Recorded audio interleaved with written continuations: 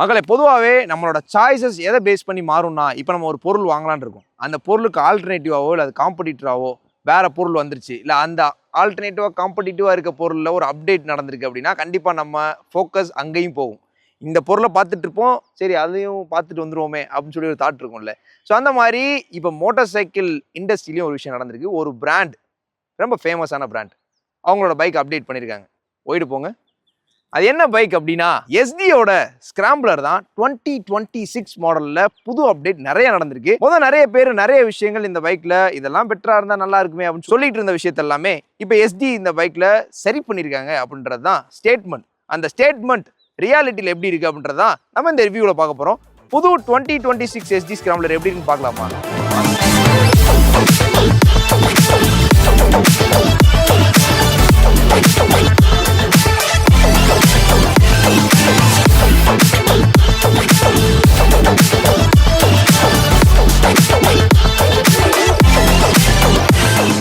இந்த புது எஸ்டி ஸ்கிராம்பிளரை நீங்கள் டெஸ்ட் டே பண்ணி பார்க்கணும், இல்லை என்கொயரி பண்ணணும் அப்படின்னா மதுரையில் இருக்க எஸ்டிஎம் ஜாவா ஷோரூமை நீங்கள் காண்டாக்ட் பண்ணலாம். அவங்களோட காண்டாக்ட் ஸ்க்ரீன்லேயே வரும், டிஸ்கிரிப்ஷனில் இருக்குது. இந்த பைக் டெஸ்ட் டேவும் அவைலபிளாக இருக்குது. இது தவிர ஜாவா, எஸ்டி அண்ட் பிஎஸ்ஏ எல்லா மோட்டார் சைக்கிளுமே அங்கே டிஸ்பிளேல இருக்குது, டெஸ்ட் டேவும் இருக்குது. நீங்கள் போய் டேரெக்டாக விசிட் பண்ணலாம். அவங்களோட லொக்கேஷன் ஸோ மாதிரி தெப்பக்குளம் டு காமராஜர் சாலை அந்த ரோட்டில் தான் இருக்குது. ஸோ அவங்களோட காண்டாக்ட் எல்லாமே ஸ்க்ரீனில் வரும், செக் பண்ணி பாருங்கள்.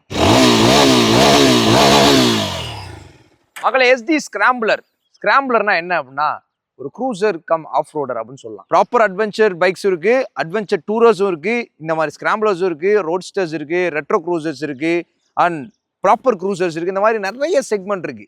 ஸோ இந்த ஸ்கிராம்பிளர்ன்றது வந்து one of the segment. Scrambler பைக்ஸை வச்சு நீங்கள் க்ரூசிங்கும் பண்ணலாம், ஆஃப் ரோடும் பண்ணிக்க முடியும். அதுக்கு தகுந்த விஷயங்கள் அந்த பைக்கில் இருக்கும். ஸோ புதுசாக என்ன பண்ணியிருக்காங்க, ஃபர்ஸ்ட் ஒரு விஷயத்தை நீங்கள் நோட் பண்ணுங்க. பாருங்க, 69 கொடுத்துருக்காங்க. இந்த 69 என்ன சொல்ல வருது அப்படின்னா இது ஒரு ஓஜி பைக்குன்னு சொல்ல வருது. 69க்கும் ஓஜிக்கும் என்ன சம்பந்தம்? 1969 அப்படி பார்க்கணும். இதை எஸ்டி பிராண்ட் உருவான வருஷம். ஸோ அந்த வருஷத்தை இங்கே பிரிண்ட் பண்ணியிருக்காங்க. 1969 போடக்கூடாதுன்னு சொல்லி அந்த ஒரு மாதிரி ஃபேஷனபிளாக போட்டிருக்காங்க.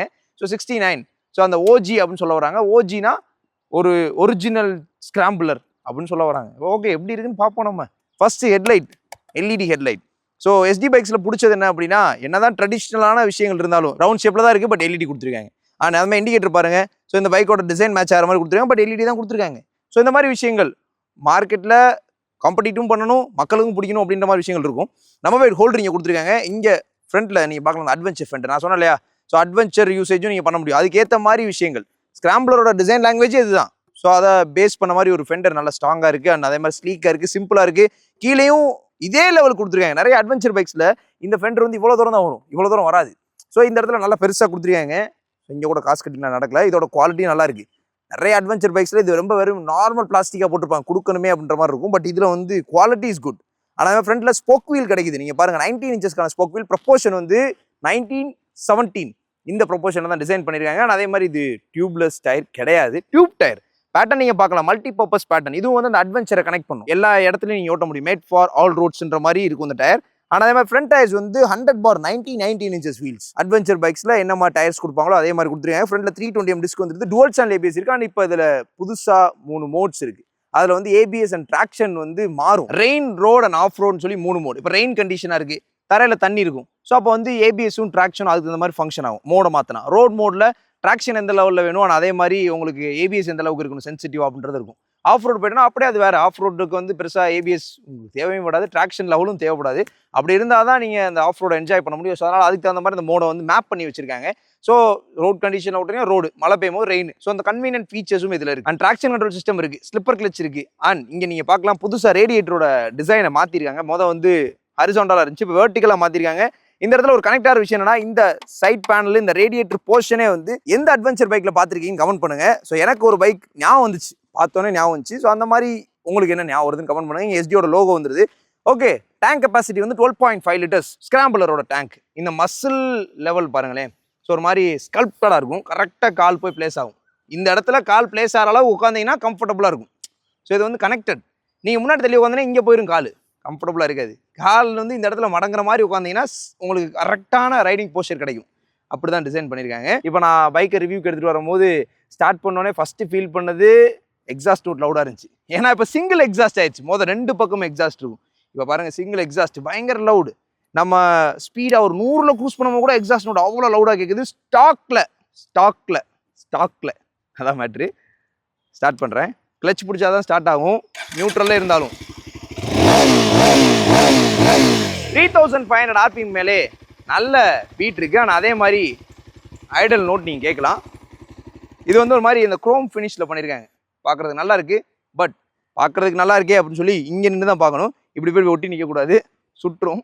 ஸ்கிராம்பிளரோட பேட்ச் இங்கே இருக்குது. ஃபுட் பெக்ஸ் பார்த்தீங்க அப்படின்னா இங்கே ரைடருக்கு நல்ல அகலமாக இருக்குது. ஆனால் கீழே பேஸ் வந்து அலுமினியமில் இருக்குது. பில்லியனுக்கும் நல்லா ஸ்ட்ராங்காக கொடுத்துருக்காங்க. அந்த பிரேக் லிவர் பார்த்தீங்கன்னா அட்வென்ச்சர் பைக்ஸில் இருக்க மாதிரி கொடுத்துருக்காங்க. நல்லா இருக்குது. ஆனால் அதே மாதிரி சீட்டோட கம்ஃபர்ட் இப்போ பயங்கர சூப்பராக பண்ணியிருக்காங்க. நல்லா இருக்குது. இப்படி கை வச்சோம்னா அப்படியே உள்ளே போகுது. உட்காந்தாலும் வேற மாதிரி இருந்துச்சு. ஃபர்ஸ்ட் இம்ப்ரெஷன் வந்து எக்ஸாஸ்ட் நோட் சொல்லிட்டேன் இல்லையா.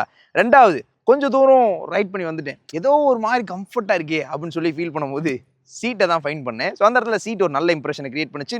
புது பேட்டர்ன் தான், ஃபோம் நல்லா சாஃப்டாக இருக்குது, ரெக்ஸின் சாஃப்டாக இருக்குது. அதனால் அந்த க்ரூசிங் பேஸ்ட் நீங்கள் லாங் டூரிங் பண்ண போகிறீங்க அப்படின்னாலும் இந்த பைக் எடுத்துகிட்டு போய் பண்ணலாம். அதுக்கேற்ற மாதிரி சீட்ஸ் கொடுத்துருக்காங்க, ஃபைன். அதே மாதிரி ஸ்ப்ளிட் கிராப் ஹேண்டில் கொடுத்துருக்காங்க. ட்வின் ஷாக்கர் தான் பின்னாடி. ஃப்ரண்ட்டில் நார்மல் டெலஸ்கோபிக் ஃபோக்ஸ் தான், ரொம்ப யூஎஸ்டி அந்த மாதிரிலாம் அவங்க போல். ட்வின் ஷாக்கர் ஃப்ரண்ட்டில் யூஎஸ்டி இருந்தாலுமே சஸ்பென்ஷன் சாஃப்ட் சைடில் தான் இருக்குது. நீங்கள் அப்படியே மல்டி ரோட் கண்டிஷன் வேறு ரோடுக்கு போகிறீங்கன்னா அது அப்படியே உங்களுக்கு வேறு மாதிரி ரியாக்ட் பண்ணும். பட் ரொம்ப டிஃப்ரென்ஸ் இருக்காது. ரொம்ப ஸ்டிஃபாகவும் இல்லை, ஓவர் கம்ஃபர்டபுளாகவும் இல்லை, மாடரேட்டாக இருக்குது. அண்ட் பின்னாடி தான் நீங்கள் பார்க்கணும், ரியர் ஃப்ரண்ட் வந்து ரொம்ப ஷார்ப்பாக க்ளோஸ் பண்ணியிருக்காங்க. டெயில் லேம்பும் ரவுண்ட் ஷேப் தான், அதே மாதிரி இண்டிகேட்டரும் எல்இடி தான் முன்னாடி பார்த்த மாதிரி. பட் இதுக்கான கனெக்டிவிட்டியை வந்து இங்கே கொடுத்துட்டாங்க. ஹக்கர் கொடுத்து ஹக்கருக்கு மேலே நம்பர் பிளேட்டை ஹோல்ட் பண்ணுற மாதிரி கொடுத்துருக்காங்க. ஓகே, அதுக்கு தனியாக அந்த நம்பர் பிளேட் லைட்டுக்கெலாம் வயரிங் இதிலே கொண்டு போயிருக்காங்க. பின்னாடி டயர் வந்து 140 செக்ஷன் டயர்ஸ். 140 போது அந்த ஸ்கிராம்பிளர் பைக்ஸுக்கு போதுமானதாக ஃபீல் ஆகுது. 350 தானே, 450 சிசியில் தான் நிறைய பைக்ஸில் 150 செக்ஷன் டயர், 160 செக்ஷன் டயர்ஸ் இருக்குது. 150 போதுமானதாக இருந்துச்சு. அண்ட் அதே மாதிரி இப்போ இன்னொரு ஸ்பெஷலான விஷயம் என்னென்னா, இந்த பைக்கோட வெயிட்டை இப்போ கம்மி பண்ணியிருக்காங்க. இதுதான் எனக்கு 3வது இம்ப்ரெஷன். இந்த பைக்கை ஸ்டார்ட் பண்ணி ஓட்டிட்டு வந்தோடனே நான் ஃபீல் பண்ணது வெயிட் ரொம்ப கம்மியாக இருக்குது, லைட் வெயிட்டாக இருக்க மாதிரி இருக்கே. முதல் 182 கிலோகிராம், இப்போ 174 கிலோகிராம் தான். சொல்லப்போனால் 8 கிலோ கிட்ட கம்மியாயிடுச்சு. 8 கிலோ தானே அப்படிங்களா, 8 கிலோ. அதை வந்து நம்பரில் பார்க்கும்போது பெருசாவோ சின்னதாவோ தெரிஞ்சாலும் ரியாலிட்டியில் ஒன்றுமே தெரில, ஜாலியாக ஓட்டிகிட்டு வர முடியுது. முதல் ஸ்கிராம்பிளர் இப்படி இருக்காது. டு பி ஃப்ராங்க்லி ஸ்பீக்கிங் கொஞ்சம் வெயிட்டாக ஹெவியாக ஃபீல் ஆகும். பட் இப்போலாம் வந்து ஜாலியாக சிட்டிக்குள்ளே அப்படின்ற மாதிரி ஒரு ஃபீலில் கொடுக்குது. அண்ட் இந்த பைக்கில் ரொம்ப பெரிய மேஜர் சேஞ்ச் என்ன அப்படின்னா, புது இன்ஜின். 400 சிசியான்னு கேட்டிங்கன்னா கிடையாது, 350 தான். கத்தார் அப்படின்னு சொல்கிறாங்க. முதல் வந்து ஆல்ஃபா 2 அந்த இன்ஜினை அப்படியே கம்ப்ளீட்டாக மாற்றி கத்தார் சீரிஸ் இன்ஜினை லோட் பண்ணியிருக்காங்க. 30 ஹார்ஸ் பவர், 30 Nm டார்க், 30 km/லிட்டர் மைலேஜ் கொடுக்குது. 30. இது என்ன புதுசாக இருக்குது அப்படின்னு. எஸ், பழைய இன்ஜினை கம்பேர் பண்ணும்போது பவர் டியூனிங் வந்து கொஞ்சம் டிஃபர் ஆயிருக்கு. மிட் ரேஞ்சில் செம்ம பஞ்சு, பயங்கரமாக இருக்குது, என்ஜாய் பண்ணுற மாதிரி இருக்குது, ரொம்ப எக்ஸைட்டடாக இருக்குது, எந்தூசியாஸ்டிக்காக இருக்குது. இப்படிலாம் இருக்கா? எஸ் இருந்துச்சு, எனக்கு இருந்துச்சு. உங்களுக்கு இருக்கான்றதை நீங்கள் டெஸ்ட் பண்ணி பாருங்கள். ஒரு 4500 RPM மேலே நல்லா இருந்துச்சு. லோ அண்டு அது எப்படி இருக்குன்னு நான் டெஸ்ட் பண்ணி காமிச்சிருக்கேன், நீங்கள் ரைடில் பாருங்கள். பட் ஃபியூல் எஃபிஷியன்சி வந்து 30 கிளைம் பண்ணுறாங்க. 30 கொடுக்கும் அப்படின்றது 350 சிசியில் ஒரு நல்ல மைலேஜாக பார்க்கப்படுது. ஆனால் 30 horse power, 30 Nm torque, 6 speed gear box, assist slipper clutch, liquid cooling system, traction control system, போயிட்டே இருக்கலாம். Digital cluster. ஓகே, இதெல்லாம் இருக்கட்டும். 30 சொல்கிறீங்களே, எப்படி தான் இருக்குது இந்த கத்தார் சீரிஸ் இன்ஜின் ஒரு கேள்வி இருக்கும். நான் வந்து வார்த்தையில் நிறையா சொல்கிறத விட ஒரு லைவ் ஆக்ஷன் பார்த்துட்டு வாங்க. மக்களை, எஸ்டி ஸ்கிராம்பிளர் நம்ம கூட இருக்குது. புது ஸ்கிராம்பிளர், நிறைய விஷயங்கள் புதுசு பண்ணியிருக்காங்க. நம்ம ஒரு ஹைவே ட்ராக்கில் இருக்கோம். எப்படி இருக்குன்னு ஒரு டெஸ்ட் ட்ரைவ் பண்ணி பார்ப்போம். ஸ்டார்ட் பண்ணுறேன். ஹேண்டில் பார்லாம் மேலே இருக்குது. பட் நம்ம ஒரு பாயிண்ட் முன்னாடி போய் தான் பிடிக்கிற மாதிரி இருக்குது. கொஞ்சம் போல்டாகவே இருக்குன்னு சொல்லலாம். ஸ்டார்ட் பண்ணுறேன். 3000 RPMக்கு மேலேருந்தே எக்ஸாஸ்ட் நோட் கொஞ்சம் லவுடாக தான் இருக்குன்னு சொல்லணும். கிளச்சு சாஃப்ட்வேர் பாட்டு தான். கியர் ஷிஃப்டிங்கும் ஆல்மோஸ்ட் சாஃப்ட்வேர் பாட்டில் தான் இருக்குது. ரைட்டில் பார்க்கலாம். Power delivery 30 Nm of torque, 30 bhp. இனிஷியல்லே அந்த பவர் டெலிவரி கொஞ்சம் நல்லா தான் பண்ணியிருக்காங்க. குயிக்காக ஃபீல் ஆகுது. பட் நம்பர்ஸில் அது தெரில. பட் ரியல் வேர்ல்டில் நீங்கள் பார்க்கும்போது கண்டிப்பாக அதை ஃபீல் பண்ணுவீங்க. நான் ஃபீல் பண்ணுறேன். இந்த டிஸ்பிளே பிரைட்னஸ் கொஞ்சம் அதிகமாக இருந்தால் நல்லா இருந்திருக்கும் இந்த அப்டேட்டில். ஆல்ரெடி பழசு முன்னாடியே சொன்னது தான் இது.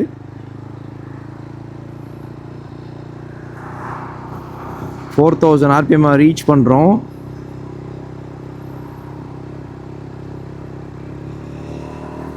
ஆ 4500 கிட்ட போகும்போது வைப்ரேஷனை ஃபீல் பண்ண ஆரம்பிக்கிறோம். சீட்லேயும் ஃபுட் பெக்ஸ்லேயும் ஃபீல் பண்ணுறோம்.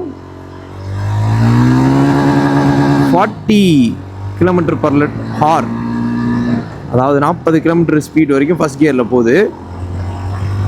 எக்ஸாஸ்ட் நோட் உண்மையாகவே நல்ல லவுடாக இருக்குது. மிட் ரேஞ்சில் நல்ல பவரையும் ஜென்ரேட் பண்ணுது. பட் வெயிட் வந்து ஒரு மேஜர் பார்ட் 8 கிலோ கிட்ட கம்மி பண்ணிட்டாங்க. ஸோ அப்படி பார்க்கும்போது நல்லாவே டிஃப்ரென்ஸ் தெரியுதுங்க ரோட்டில். பழைய ஸ்கிராம்பிளருக்கும் புது ஸ்கிராம்பிளருக்கும் உள்ள டிஃப்ரென்ஸ் அமேசிங்காக இருக்குது. இப்போ நம்ம ஃபஸ்ட்டு க்ரூசிங் ஸ்பீடை பார்த்துடலாம்.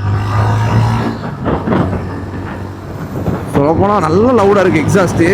சிங்கிள் எக்ஸாஸ்ட் வேறு மாற்றிட்டாங்க. இப்போ 6 ஸ்பீட் கியர் பாக்ஸ் இருக்குது இதில். அதே மாதிரி அசஸ் ஸ்லிப்பர் கிளச் இருக்குது, ட்ராக்ஷன் கண்ட்ரோல் சிஸ்டம் இருக்குது, லிக்விட் கூலிங் சிஸ்டம் இருக்குது, எல்லாமே இருக்குது. வாட் எவர் யூனிட் எல்லாமே இருக்கும் அதில். ஆல்மோஸ்ட் ஒரு ஸ்போர்ட்ஸ் பைக்ஸில் என்னென்ன ஹார்ட்வேர் இருக்கும் அப்படின்றத பேஸ் பண்ணியிருப்பாங்க. 6 ஸ்பீட் கியர் பாக்ஸ் ஒரு மேஜர் ரோல் இந்த பைக்கில். 100ல் க்ரூஸ் பண்ணுறோம் அகெயின்ஸ்ட் இல்லை. 110 ஸ்பீடாக தான் தெரியுது. நம்ம ஸ்பீடாக போகிற மாதிரி தான் இருக்குது. 100ன்றது ஒரு ஜென்டிலான க்ரூசிங். ஸ்பீட் க்ரூசிங் பண்ணணும்னா 110. ஓகே, ஸ்லிப்பர் கிளச்னால எஃபர்ட்லெஸ்ஸாக இருக்குது இன்ஜின் பிரேக்கிங்கு. ஓ, மேக்ஸிமம் 8500 ஆர்பிஎம் இல்லை, 9000 ஆர்பிஎம் கிட்ட போகுது. ஒரு ஸ்போர்ட்ஸ் பைக்கோட ஆர்பிஎம் ரேஞ்ச் என்னவோ அதுக்கு ஏற்ற மாதிரி டியூன் பண்ணி விட்ருக்காங்க. ஸ்போர்ட்ஸ் க்ரூசிங் ஆஃப் ரோடர் எப்படி இருக்கு பேரு? ஓகே, பட் சைட் மிரர்ஸோட விசிபிலிட்டி ஓகே. கொஞ்சம் இடத்துக்கு அப்புறம் வந்து வைப்ரேஷன்னால அந்த சைட் மிரர் பெருசு அந்தளவுக்கு வியூவபுளாக இல்லை. ஒரு சில ஆர்பிஎம்ஸில், அதாவது அந்த 4000 தாண்டும் போது அந்த வைப்ரேஷன் அங்கே தெரியுது. அதனால லைட்டாக விசிபிலிட்டி கம்மியாகுது. Okay, 0 to 60 3 2 1 go. ஃப்ரண்ட் வீலாம் பாப்பா போயிட்டு இருக்கு. ஓகே, நான் செகண்ட் கியரில் போயிடும்னு நினச்சேன். செகண்ட் கியரில் போகல. ஓகே, 3 2 1 கோ.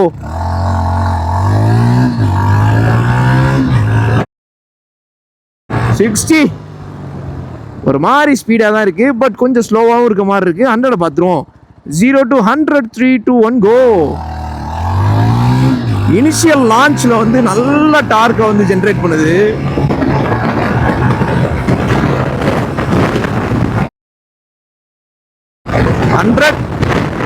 கொஞ்சம் டைம் எடுத்துக்கிச்சுன்னு தான் எனக்கும் தோணுது.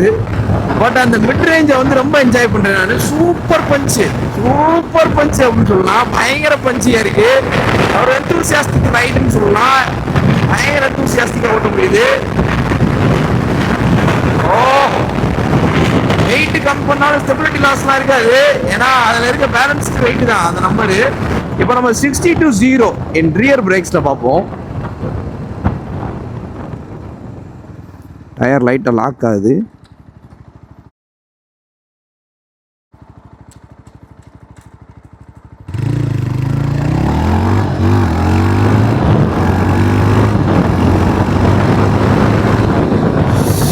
to 0 in front brakes.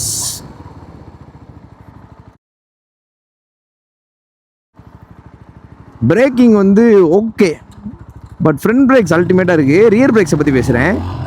அந்த ஸ்லோ ஸ்பீடில் சிட்டிக்குள்ளே யூஸ் பண்ணும்போது நீங்கள் அந்த இடத்துல அந்த பிரேக்ஸை யூஸ் பண்ணிக்கலாம். பட் ஹை ஸ்பீட்ஸ் பண்ணும்போது ஃப்ரண்ட் பிரேக்ஸு, இன்ஜின் பிரேக்கிங்கு இதெல்லாம் நீங்கள் யூஸ் பண்ணிக்கலாம். ஆப்ஷன்ஸ் இருக்குது. சஸ்பென்ஷன் பார்ட்டு இந்த மாதிரி ரம்பிள் ஸ்டிப்பை கிராஸ் பண்ணும்போது கூட பெருசாக எதுவும் தெரியல தான். ஸ்டிஃபாக இருக்க மாதிரி நான் ஃபீல் பண்ணல. சிட்டிக்குள்ளேயும் ரைட் பண்ணி பார்த்தேன். அதனால் சஸ்பென்ஷனை பற்றி பெரிய விஷயம் கிடையாது, பாதர் பண்ண வேண்டியதில்லை. கம்ஃபர்ட்டாக தான் இருக்குது. பட் சீட்டு அல்டிமேட் ஆக்கிட்டாங்க. ஸோ அந்த பைக்கை நான் எடுத்து ரைடை ஸ்டார்ட் பண்ணோன்னே ஃபீல் பண்ண முதல் விஷயம் அப்ரைடான ஹேண்டில் பார், 2வது விஷயம் வெயிட்டு, 3வது விஷயம் சீட் கம்ஃபர்ட்டு, 4வது விஷயம் எக்ஸாஸ்ட் நோட்டு, 5வது விஷயம் பவர் டெலிவரி மிட் ரேஞ்சில். ஸோ அந்த 5 விஷயம் ஸ்பெஷலாக எடுத்தோன்னே ஃபஸ்ட் இம்ப்ரெஷன் எனக்கு கிரியேட் ஆச்சு. பழைய ஸ்கிராம்பிளர் ரைட் பண்ணதுக்கு புது ஸ்கிராம்பிளர் ரைட் பண்ணதுக்கும் வெயிட் தெரில. அப்ரைட்டாக இருந்துச்சு. நல்லா ஒரு டிஃப்ரெண்ட்டான ரைடிங் போஸ்டரு. ஆனால் அதே மாதிரி இந்த இப்படி இப்போ நான் உட்காந்துருக்க பொசிஷனில் இருந்தால் அந்த டேங்க் தட்டாது. நான் முன்னாடி போய் உட்காந்தேன் அப்படின்னா கண்டிப்பாக டேங்க் தட்டும். ஸோ பாருங்க, இப்படி உட்காந்தேன்னா டேங்க் கண்டிப்பாக தட்டும். அப்படி முன்னாடி வச்சிட்டேன் அப்படின்னா கண்டிப்பாக தட்டாது. ஸோ அதுக்கேற்ற மாதிரி டிசைன் பண்ணியிருக்காங்க. ஸோ அதனால தான் ஆக்சுவல் ரைடிங் போஸ்டரு. எனக்கு இதுதான் இம்ப்ரெஷன் இந்த பைக்கில். ஆனால் அதே மாதிரி லோ அண்ட் டார்க் பார்க்கணும் இல்லையா? மிட் ரேஞ்ச் தான் இப்பே கிடையாது, அடிச்சே முடியாது அப்படின்ற மாதிரி நல்லா பண்ணியிருக்காங்க. ஓகே, நான் செகண்ட் கியரில் நிப்பாட்டிடுறேன் பைக்கை. Second gear stop without acceleration. Off ஆயிடுச்சு. ஓகே, கரெக்டாக பாயிண்ட் பண்ணி பிடிக்கிறோம் கிளச்சை.